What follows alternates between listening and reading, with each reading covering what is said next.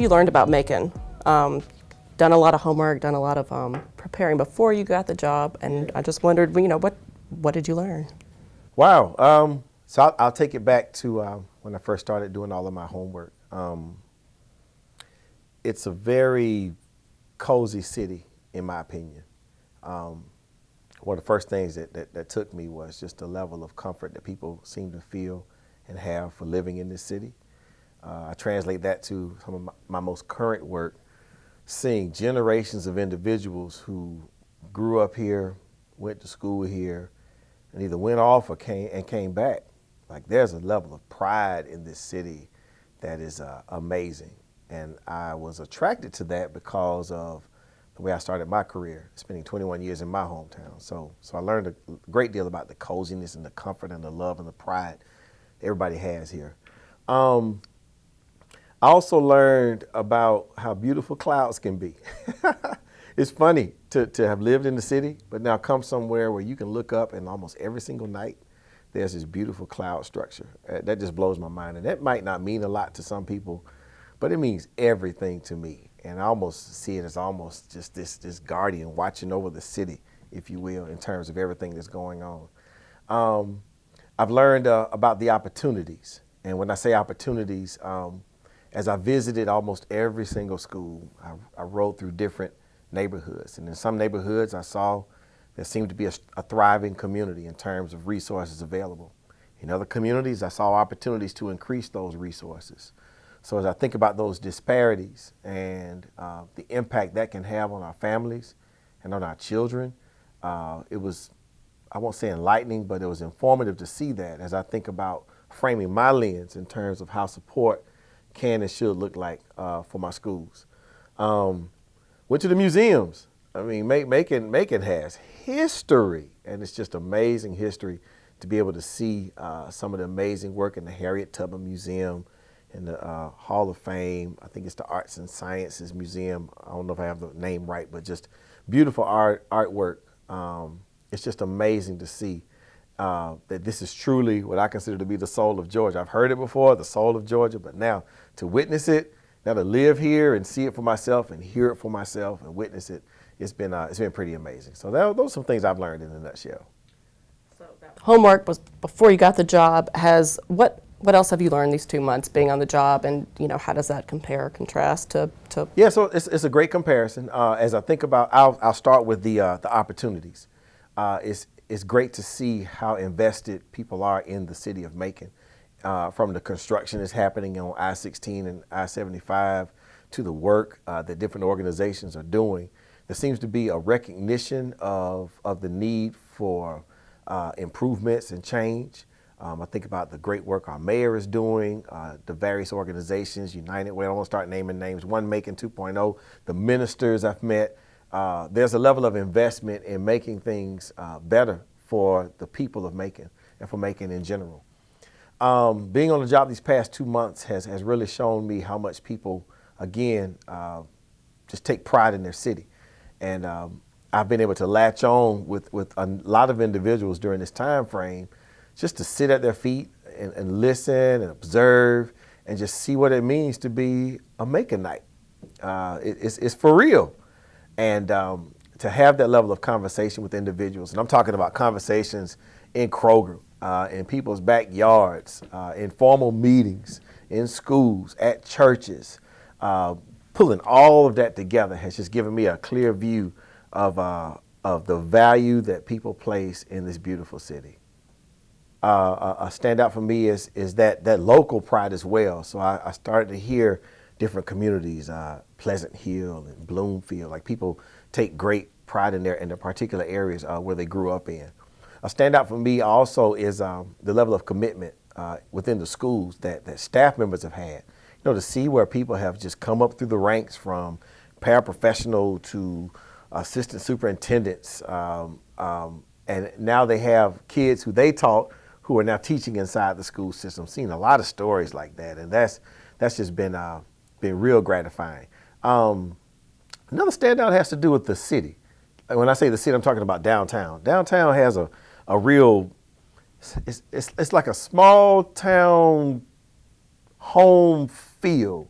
So there's a lot to do, a lot of places to eat. Walkability is amazing, and it just makes you feel like you're in a place that matters, that's peaceful, that's safe, that people honor. That's been great. What else over the last 2 months? Those are the big standouts for me. Those are the major standouts for me. Yep. Also, so let's compare being in January when I started doing all of my road trips down here to now actually going inside the schools to see the structures, to now having gone through schools with actual students inside them.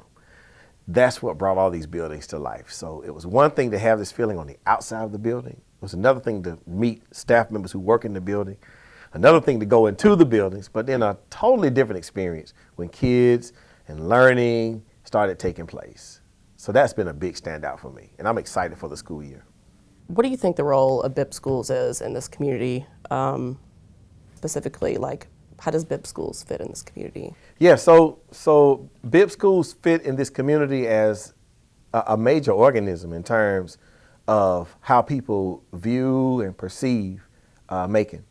Macon has a rich history. I mean, the city has been around for, I believe we're celebrating 200 years coming up, if I'm not mistaken. So you think about all the history and everything that's happened in the city of Macon. And when people see a historic town, you want to look at every aspect of it. So I know that the public school system serves as a primary organism to represent that rich history. I also think the school system plays the role in preparing students who may decide to remain in Macon because of how great this city is. So if there's anything we want to do, we want to continue to be able to add to the rich history of this city. As businesses come and find their home in the city of Macon with a variety of job and career opportunities, we want to be able to say that students in Macon-Bibb County schools are able to come and be competitive in those particular roles, while at the same time enjoying the fruits of still living in the city they grew up in and take great pride in. We also serve the role of leading the way, in my opinion, in changing the world. You think about how you're going to change the world. The primary way you're going to change the world is through young people.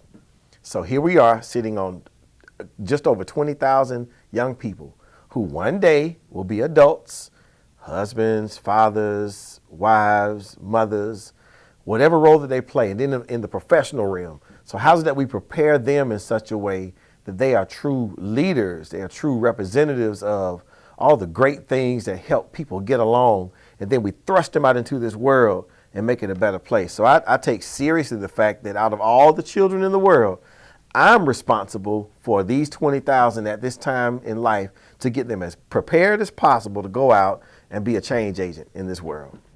We talked a little bit about, people going away and coming back and, moving up from the ranks and then having kids come through. What do you think, how do you see Bibb schools benefiting from the perspective of, an outsider, someone who isn't from here? Yeah, so here's the beautiful thing about public education. I mean, it's happening everywhere. But as it happens everywhere, we all run into different ways to do public education well. So my perspective and my lens is from two different districts, two different sets of leadership, two different sets of students, and some different city dynamics. From that has come a pretty decent level of knowledge in terms of best practices. Being from the outside, there's nothing like a fresh set of eyes. One of the things that I even learned in being in a city of East Point, where I served for 21 years, everything I saw was East Point, East Point, East Point, East Point. But sometimes it took for somebody to bring another set of lenses to me and perhaps uncover, while not intentional, a blind spot that I may have had in terms of how to do things better. I remember benefiting from that. So my fresh set of eyes, an unselfish set of eyes, can help the city of Macon and the school system, of course, just see things from a different perspective. And I'll tell you, one of the things I've been able to do very often is just to sit and listen and then become a thought partner in terms of some things that perhaps individuals inside the system have not thought about. And we've already seen some benefit to that. Now the other part is, having someone from the outside combined with somebody from the inside, you bring those two together like the Wonder Twins, might be dating myself, but the Wonder Twin powers coming together, it's a great combination in terms of looking at new and greater things, new and greater ways to do public education and do it well. The second piece has to do with the fact that we're coming out of this pandemic. We all learned a lot during the pandemic, and quite frankly, every public school in the world is now trying to engage in what they look as a new normal. This is the perfect time for a fresh set of eyes to come in so that Bibb County or any other district doesn't go back to things as usual. It's a great time to redefine normal, and I believe that a fresh set of eyes helps to do that in a quicker manner. Tell me a little bit about what you've noted that's in place and works well, and what you see that might be some of our blind spots. So I'll say primarily, the branding of this district, to have Victory in Progress, VIP, it's a great brand. It's attractive. It raises people's antennas, and it makes people pay attention. It made me pay attention, which is one of the reasons I'm here. I started paying attention to the Bibb County School District just because of the brand. So branding has been phenomenal. From a student's first standpoint, I appreciate the focus on mental health and awareness through Project Awares and other efforts that are in place, in addition to helping students grow beyond the academic side with the Leader in Me program through Stephen Covey, which is fantastic work, just trying to get kids to unleash themselves and become something great. That works well in addition to the other pieces I mentioned. I will say that the relationships, the professional relationships that are in place, it is just a perfect foundation to build from, because there's a level of trust and camaraderie where if you don't have it, it's difficult to get good, strong practices off the ground and fully implemented. And the base that is in place in Macon Bibb County is perfect ground to make those things happen.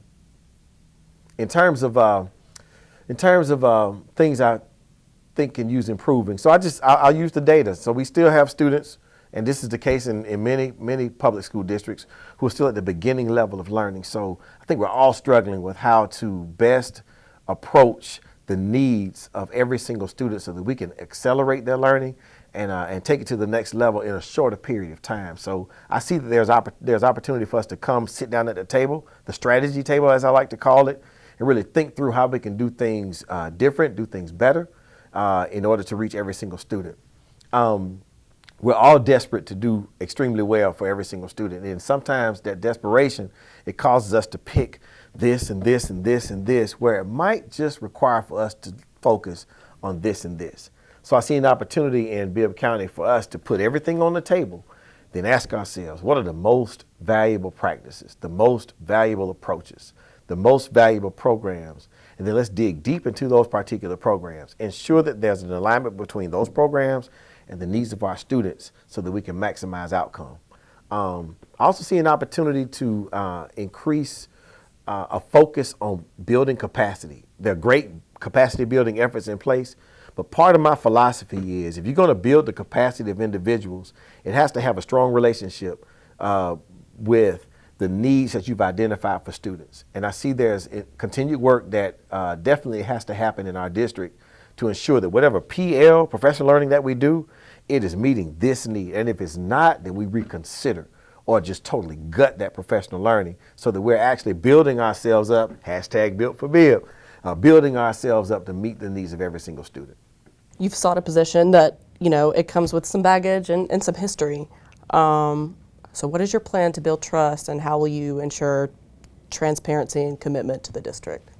Great question. So in terms of building trust, I'm going to do what I've already done, and that is to be myself. I don't apologize for being a personable, honest, upstanding individual. I'm a good human being. I treat people right. Even the naysayer can sit down with me. We can have a great conversation, and I respect the fact that people feel a certain way. I think the more that I do that, and that is not just extending the olive branch, but when people extend themselves to me, that I'm gracious in welcoming them in. And in doing that, the main thing I want to accomplish in building trust is not so much to get the focus on me, but to get the focus on our students. And know that I'm in place as a primary agent to help students, and I need you to join me in that effort. So I will continue to forge ahead in terms of just using my own personal qualities in order to do that. One of my strengths is it's called woo. And it basically means that I can take a piece of toilet tissue and make it talk if you give me enough time. It's just the way that I relate to people. So I think a strengths-based approach is always appropriate when you're trying to build trust. You got to channel your strengths and then use those strengths to make things happen in terms of relationship building. As far as transparency is concerned, I'm going to call that a necessity.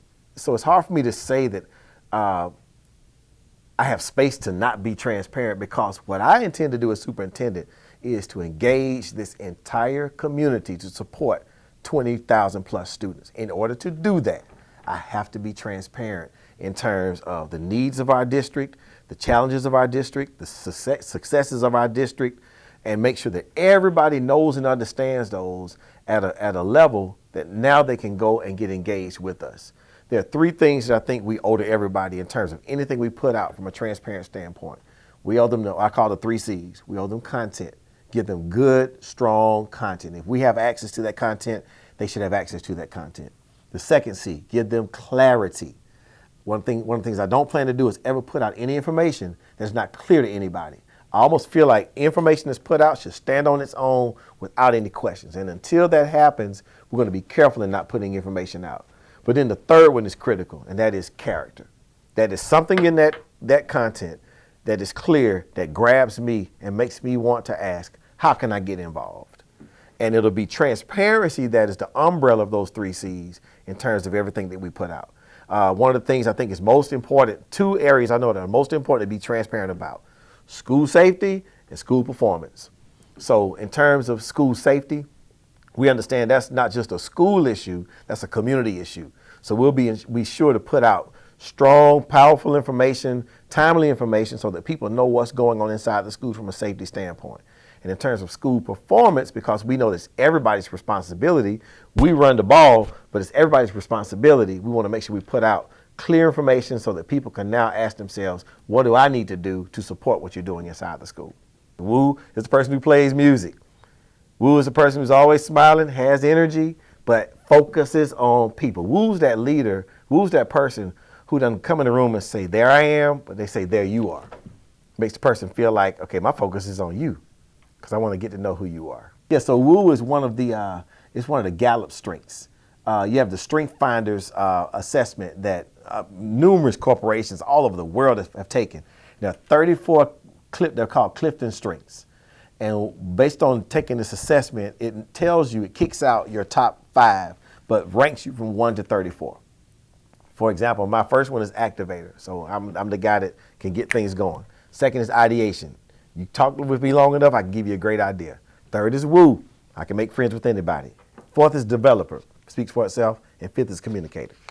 So in my former district, I actually came in, I want to say during year 2 or 3 of Gallup. So one of the first things that happened when I got hired was I had to take the Strengths Finders test. I was like, what is that? And he explained to me what it was, and I took it, and it kicked out my top 5 strengths. What happened as a result of that is that I was able to now receive coaching, training, and also respect for the strengths that I bring to the table. To the right of me was somebody with different strengths. To the left of me was somebody with different strengths. Across from me was somebody with 1 or 2 of my strengths. And what it did is that it helped to strengthen the dynamics of teammanship all over the district. And it became the umbrella, if you will, for all professional learning that has happened. It's one of the reasons I wanted to bring Gallup here, to develop a strengths-based approach to everything that we do, and primarily building the capacity of the individuals who are inside the district. The other thing that happened for me in my former district is that it just helped to validate me as a worker, and it helped me as a leader to now see you for your strengths and see other people for their strengths. And now when I approach you and I need something, I can always consider your strengths as I see you sitting at the table. As an example, if your strength is strategic, I already know you're going to be the one sitting back. You probably won't ask a lot of questions. But somebody over here, their strength is input, and that'll be the person speaking up. Does that mean that this person's not engaged? No, it means this person's thinking differently than that person. So as a leader, it helps me better engage with everybody. So once Gallup gets totally off the ground in the district, everybody will not only know their strengths, they'll be coached on those strengths, and we'll be able to modify it and move the district in a different kind of way, because now I move where I'm strong as opposed to moving where I'm wrong. A lot of times people try to just, they try to strengthen their weaknesses, and we miss the opportunity to strengthen our strengths and then use that as a standpoint. So I operate in my strengths. I still accommodate for my weaknesses, but I operate in my strengths all day long. We heard a little bit about your experience with Atlanta Public Schools. I wondered what you could tell me about your time at Fulton as a teacher and a principal. Any lessons or takeaways or? So as I said, I spent 21 years, solid years, consistently in Fulton County Schools. It was the most amazing experience ever. To teach at the school you attended as a student, to coach at the school you attended as a student, to be principal at the middle school and the high school that you attended as a student. To do all of that over the course of 21 years, it was invaluable. I always felt at home. And people knew that if there's nothing I knew the city of East Point. I could tell you about every nook and cranny. And having spent 21 years, I went through a cycle where students I taught became parents whose students I was principal over. So to have that full circle moment in Fulton County Schools was unbelievable. From a structural standpoint, though, Fulton County did a great job at just teaching me strategic planning. That was something that was a strong suit in Fulton County. And if you understand anything about progress in public schools, you have to have a strong, strategic, moving, breathing document in the form of a strategic plan. And I learned that in Fulton County Schools. The relationships very similar to how they are here, because I remember taking pictures of individuals who taught in a couple of the schools where I was principal, and we all attended the school as well. So that pride, people looked at it, they respected it, and it kind of became the linchpin for all the work that we did. So it was a great experience. I would not trade it for the world. If there's anything that Fulton County Schools taught me, is the power and the importance of keeping a school level lens no matter how high you go. So even as superintendent of Bibb County Schools, I carry with me a school sensitive lens in any of my decisions. And then of course, a student first lens. The motto for Fulton County Schools for the longest was where students come first. Superintendents came and went, but you know what they didn't change? They didn't change that motto because it made sense. So I'm still operating from that standpoint. I owe that to my foundation in Fulton County Schools. So this strategic planning is coming up soon or in progress. I don't know. What do you want the public to know about, your vision for the district and your strategic plan that we might not have heard already in a video or in Yeah, they you did a good job probably, of explaining. Probably heard it all, but let me, Okay. I'll cover a couple of pieces. So in terms of this next strategic plan, which will likely cover 5 years, the most important thing the public needs to know is that this is not a document that we will create in isolation. We will take careful time to cover the entire community and give all stakeholders an opportunity for their voice to be heard, so that when that strategic plan is put together, everybody can say that I had a part in that particular plan. So we'll be very strategic and careful about how we arrange community engagements, student engagements, staff engagements, and the like with the business community, so that everybody has a hand in the strategic plan. They also need to know this won't be something that we start today and finish in 2 weeks. A true strategic planning process is like an Amazon truck. You take all the time in the world to load that truck up, but you have to put the right pieces on that truck, and that truck does not move until everything is on that truck. And that takes a while, but once that truck gets going, it's hard to stop that truck. And that's the approach that we intend to take. The other thing they need to know is that everything, I'm assuming everybody's going to agree with this, but everything that drives that strategic plan will be led by the nucleus, and that is student achievement. And everything else will wrap itself around that. Unless we disagree that that needs to be our focus, that's what the intended focus is going to be. But we're in a space now where what I don't want to do as superintendent is come and impose my views and impose my thoughts as much as I want to be a thought partner with other individuals and then put myself in the space to lead the effort that I know that is well fed by the needs, the concerns, and the input of the entire community. However, I do know that there are two critical things that are on my mind as far as the vision is concerned, and that is to cultivate a strong desire to learn in every student and to co-create a path to success for every single student. And then they whittle that down to something that happens literally every single day. And we put all those every single days together to create great years for every single student. So the teacher shortage, what is your plan to recruit and retain talent? Glad you asked that question. So while it is not outlined as one of my strengths, strategic, I'm very strategic in everything that I do. I'll go back to our convocation. People might look at the convocation and say, hey, that was high energy. Wow, y'all had a good time. Man, the music was great. But people walked away from that convocation saying, I walked in not energized, and now I am. I was regretting coming back to work, and now I'm glad I'm back. But then part of my strategy, and this is from the heart, was not just to get on that podium and have that great opportunity to invigorate and inspire everybody. I got into the stands, I walked around, and I saw everybody. And we took time to get to know each other. For the past several days, I've been going into schools with school shirts on just to go to see people.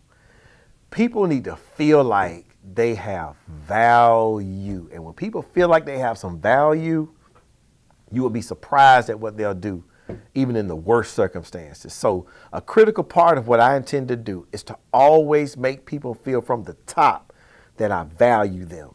Everybody. I've walked up to custodians to take pictures, first graders to take pictures, the principal to take pictures, whoever it is, because you are a human being and you deserve to be treated as such. So a core of what I intend to do to help recruit and retain individuals is to get this culture increased in the district. Because I'm not saying it wasn't there, I'm just trying to increase it, where people feel like this is a place that cares about me as a person, and it's a place that gives me the freedom to do my job and do it well.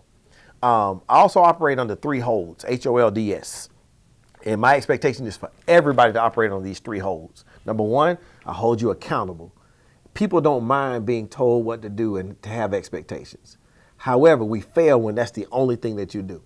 The second is I hold you able, which means if I give you a task or a job to do, now it is my job to make sure that the resources and the mechanisms are in place to make sure that you are able to perform that and perform it at a high level. And then number 3, I hold you close, which means after you perform it at a high level, you're so close to me that I can celebrate you now. Or I can make you feel like you're the greatest show on earth if you actually are. I'm going to make you feel like it because you are. And it's those 3 holds that I think help to just increase the power of the human spirit inside the organization. I believe the teacher shortage is largely due to people not feeling like they matter in these systems. And what I want to do in the Bibb County school system is be a world example where people feel like they can come here and they matter every single day to everybody.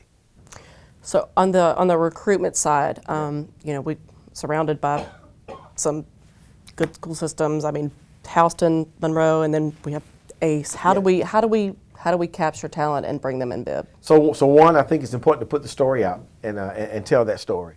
So what will happen over the course of this school year is that we'll start getting testimonials in terms of how great it is to work in Bibb County Public Schools. We want to make sure that we use social media and other outlets to get that information out and get it out well. A second piece, I think, is having and maintaining a strong relationship with university systems where they have strong teacher education programs, and make sure that those teacher educators have the opportunity to come to the Bibb County Public School System to do their practicums and their student-teacher times, so that they can see for themselves what it feels like and looks like to work in the Bibb County school system. Third is the obvious one, ensuring that we have competitive pay. So we know that as we look at our budget from year to year, one of the things that we always want to do is to look at our pay systems, compare to others' pay systems so that we can stay competitive, so that people feel that when they come here, they're getting paid what they're worth. So we want to keep our eyes and ears on that. Another powerful thing, and I got this actually from the universities.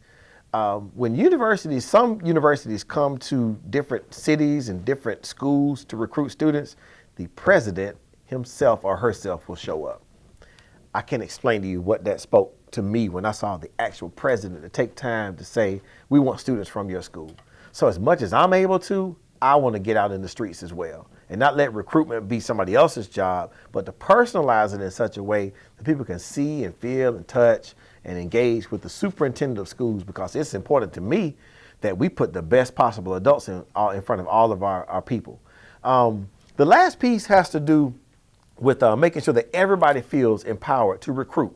Recruitment is everybody's responsibility. So in addition to testimonials, whether there is a testimonial or not, I want to empower individuals with, number one, the experience to speak about, but also the tools to speak about the district when they speak with friends, former college classmates, et cetera, who might be in education. A lot of times people come to district by word of mouth. So what's the word that's coming out the mouth of these educators? It's based on their experience. And that is a recruitment strategy sometimes we tend to ignore, but we don't plan to do so in Bibb County. So the teacher pay here, is that something you may look at next budget? I don't know if there are any immediate plans. Yeah, so I will say this. In terms of teacher employee pay, that's something you always look at. You never take your eyes off of it, but it's all about the right timing. And of course, looking at the overall budget to ensure that you're able to sustain a fiscally sound organization at the same time accounting for those. So part of that 5-year strategic plan in my head also involves us looking long term in terms of our financial stability to see where and when those opportunities are for us to consider a bump in teacher pay. And of course, we'll pay attention to what our governor does as well and try our best to stay in line in the most timely fashion. It's important also to just be paying attention to other districts and what they're doing to ensure. And that's why you got to always look at teacher pay this at all times so that you can be ready to press go and not try to rush into something that you might not be able to do.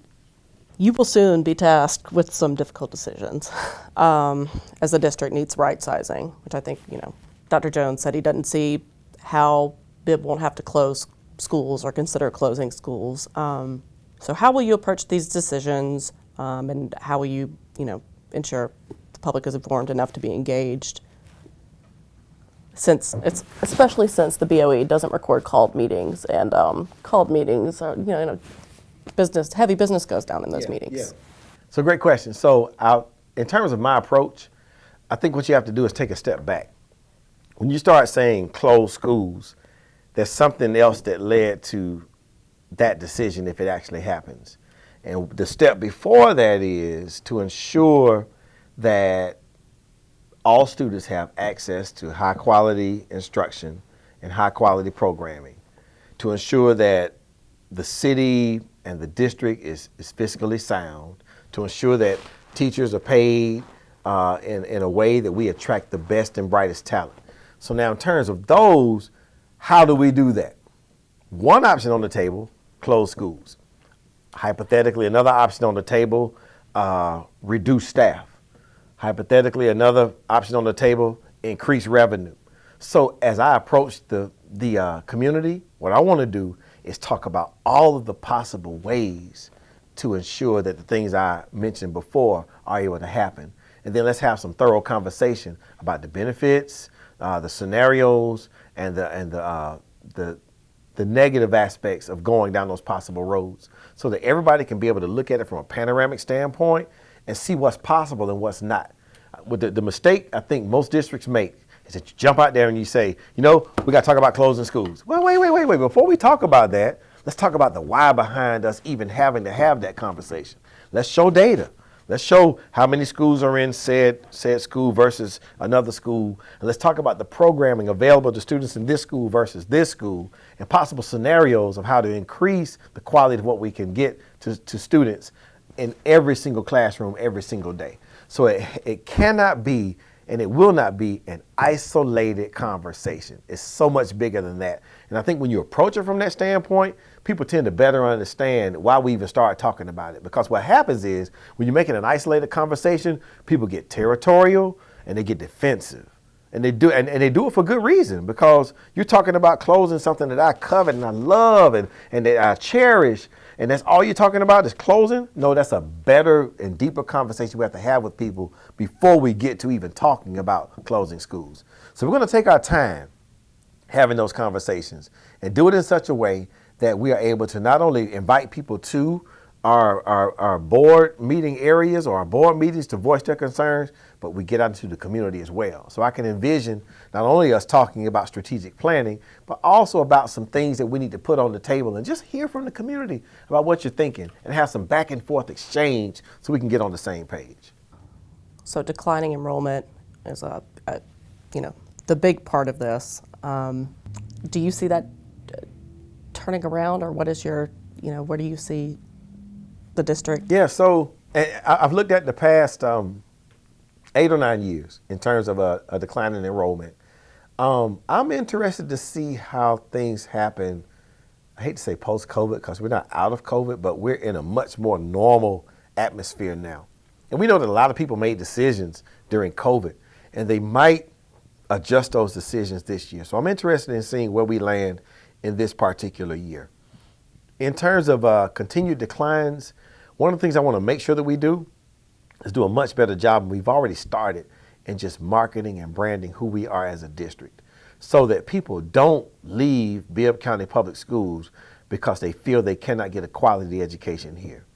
And I feel that even based on my own homework, while the communications team has done a fantastic job at putting out newsletters, putting out information, so that the district download, I think it's called, in terms of reaching individuals, I tend to look at how many people view and read, and I think there's an opportunity for us to just reconsider how we put certain things out so they can reach more people. So we're going to be a little bit more out front in terms of getting our story out so that people can talk, and as they talk and as students actually experience a great education in our schools and they talk as well, that'll be at least one thing we take off the list in terms of people's decision making.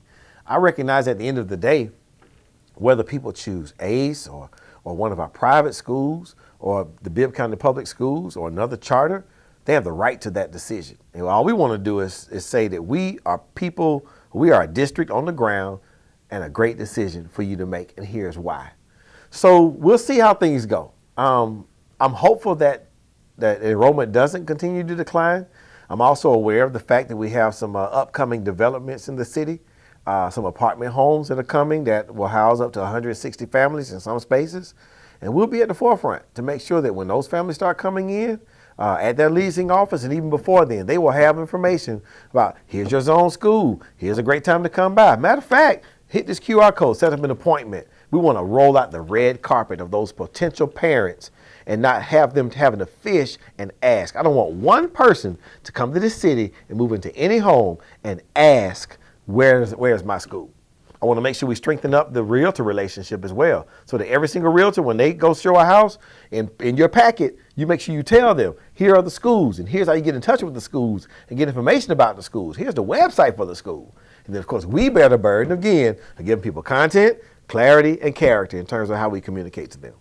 When you say content, what do you mean? Just raw content. I mean, literally what you would put the pages in a book, if you will. I'm trying to think of a good analogy. So we'll say a chapter book. If there's a missing chapter in that book, you don't get the whole story. So that book, if it's 13 chapters, you need to have chapters 1 through 13 in the book. I don't want to take out a chapter 11 in the terms of, as an example, if we put achievement data out and there is a deficit area, I think I'm not giving people good content if I don't talk about that deficit area as well. So I just want, when I say content, I mean just making sure that as comprehensive as you can provide information, you provide it in that way. And you take it through the ringer to ensure that everything that we can and should put in, whatever we put out, it is actually contained in there. Okay, all right, content is information. Right, All it's right. just information. All right. It's the recipe. Gotcha. Put all the Okay. ingredients in there. So chronic truancy was one thing I wanted to ask about. What is your plan to address that here? So in terms of truancy, number one, we already have some measures in place in terms of our truancy efforts and, of course, working with our local authorities. Fortunately, we have a great relationship with all of the authorities, and we talk primarily about safety. But since that relationship is in place, we want to make sure that we add to the table of our conversations with each other truancy and where those issues may lie in certain areas, and then how to engage as best as possible in terms of improving truancy issues inside the system. I'm always aware, though, that every single student is tied to some adult outside of school. So the biggest thing I want to do is make sure that if there is a truancy issue, that we immediately connect with whoever that adult is, whether it is a mother, father group, a caregiver, a grandparent, whoever that person is, connect with that person to see if there's something that we don't know about, hashtag built for Bibb, that is not allowing us to meet the needs of this student so that he or she gets to school on time and every single day. And I think utilizing our school social workers, paying close attention to those students who are under McKinley-Vento, our Homeless Act, and looking school by school and region by region to see if there are any outlying issues that we have not addressed, to address those issues. Because normally when a student is truant, there's something else that's going on.